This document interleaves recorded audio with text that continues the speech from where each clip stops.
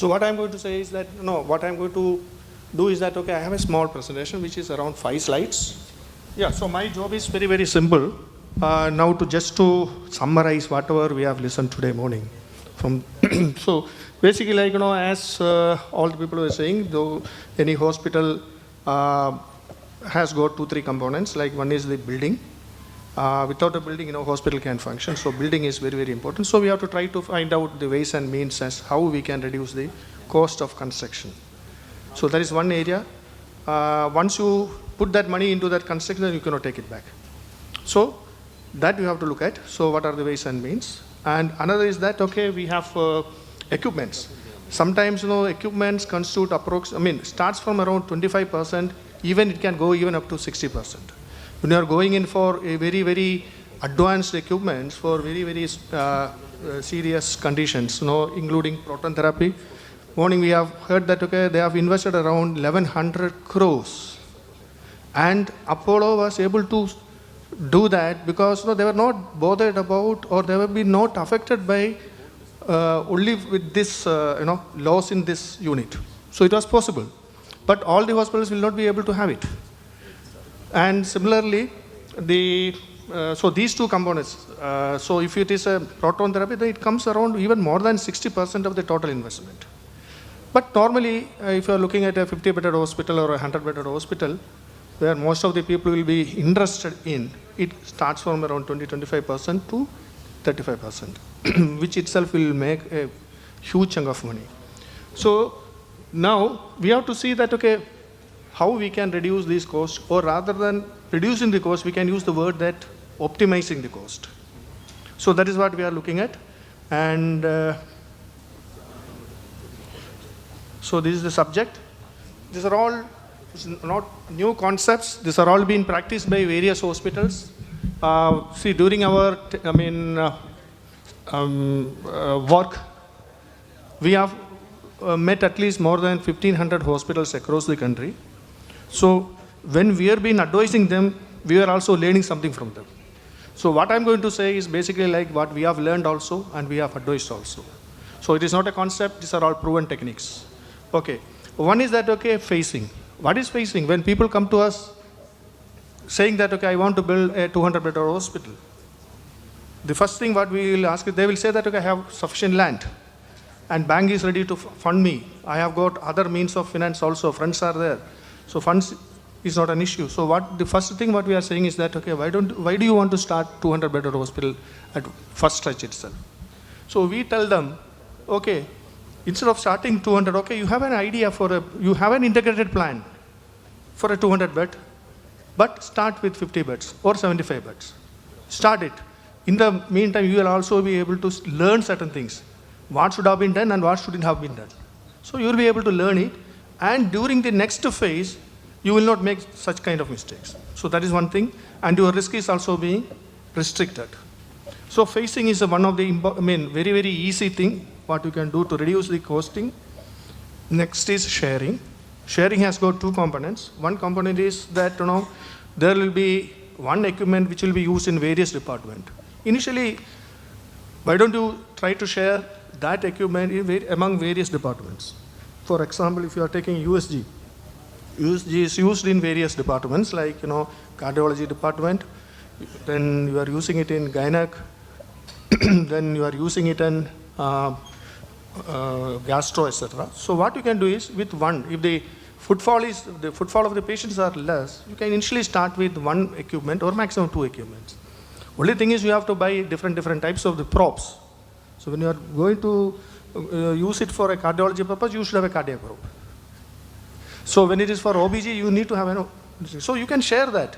Till the time you get sufficient number of patients, you can initially share it. And another sharing also, we can look at it that, okay, if there are 2-3 hospitals nearby, maybe you may be friends, even you can say that, okay, one unit I will put, another unit you put, let us share it. So that is also possible, sharing. And another thing is refurbished. Refurbished is basically like, the equipment which have been taken back and then it is refurbished. They will be changing all some of the hardware parts and mostly the software part. and then it will be made equivalent to a new one, and this will be available at a discounted rate of around 40%, 35 to 40% discounted rate of the market, this thing. The thing is that you should buy only from the original equipment manufacturers. For example, if it is a GE or a Siemens or a Philips, you buy it from those company only, not from the third party, refurbished sellers. Because there you will not be getting the correct servicing and spare parts. We don't know whether it is available or not, or else even the warranty.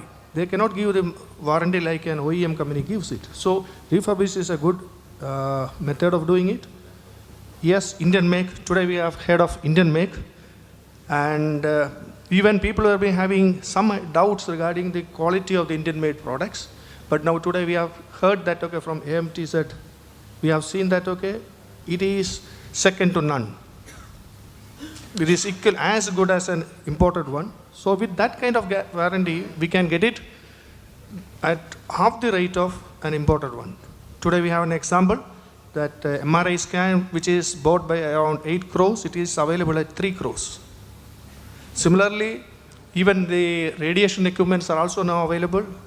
The BARC have developed a technology, and technology has been transferred to one company in Bangalore, which is called as Panacea, and they are also coming out with linear accelerators, and their cost is only around 6 crores. Whereas if you are going to buy an imported one, it is costing around 20 crores plus. So you can see the, the difference. So if we are sure that there is no difference in the quality, then why don't you look at the Indian make also? That is one thing. And outsourcing, when we are starting it, we don't know, for example, some of the departments, maybe where the profitability will be less. For example, blood bank. Why do you want to put the blood bank in the initial phase? You can outsource it. You can outsource it to somebody outside the building, or you can provide a provision in our own building, and we can give the space so that somebody else will come and run it. So that is also another thing. And when you feel that, I have got sufficient number of cases, this much turnover I am going to get it, then at that point of time you can start. And fit for your practice. This is a very, very important area, which I will be talking in the next slide. And finance model. This is another thing that also I will show it in the next slide. Fit for practice, if you are taking it, just because my nearby hospital is having some equipment, I also should have it. That is not the right way. As Madam was saying, many of the hospitals are buying several equipments and keeping it idle. During our course of working with several hospitals, we have seen some of the hospitals they have purchased surgical robot, and we could see that it is locked in a room. For the last 1 year, 1.5 years, it is not been used. The reasons are very many. Maybe because the technical or skilled staff is not available, maybe, or maybe the people are not willing to pay that. Because when a normal surgery costs somewhere around 2 lakhs or 2.5 lakhs, a surgical robot, if you are using it, they will be charging around 5.5 to 6.5 lakhs. Maybe there are not many takers for that. Maybe that. And even surgical robot, India have started manufacturing. There is one company called SS Innovations. I think that was curated in AMTZ. They are coming out with and they are exporting. That is costing somewhere around 6 crores. Imported one, Da Vinci and all, will be costing somewhere around 18 crores, 20 crores, etc. So Indian make, again, that reminds me about that. So you have to do a due diligence before buying any equipment. If it is a major equipment, you have to conduct a due diligence. Due diligence is very simple. It is not that you have to spend a lot of money. So what you have to do is, first of all, you have to see whether it is in line with your hospital's mission or goals or strategy. If you look at, say, for example, Apollo's vision and mission is totally different, because they want to show to the world that we are the best in the country. We are best among the global hospitals. So they have to buy and they will have to retain that name, they have to buy. So they will go for any kind of new equipments coming, they will go. But if your vision is that, okay, I want to serve to the, affordable kind of, patients, then I cannot look at that. So you have to see that, okay, what is our mission, what is the hospital's mission, what is the strategy, etc. Based on that only, you have to select that equipment. That is one thing. And another thing is that skilled staff, availability of the skilled staff. If the skilled staff is not available, then whatever equipment you are going to buy, it will be lying idle. Another one is that, okay, not only the availability of skilled staff, maybe they may be available in the next district or maybe in the next state. So if you have to bring them, what are the associated cost with that? So that also has to be considered. And then you have to see whether the parts or consumables are available and at what cost. So this also needs to be considered. And technical support system, this technical support system has to come from the company also. Whenever there is a breakdown, there should be people to attend to that and then take care of that or rectify those things. If it is taking, somebody have to come from some maybe distant area, maybe it is taking around 6 days, 7 days or 1 month, that much days you are going to lose your revenue. So you have to see the technical support system, how strong it is and how fast you can get it. That's another thing.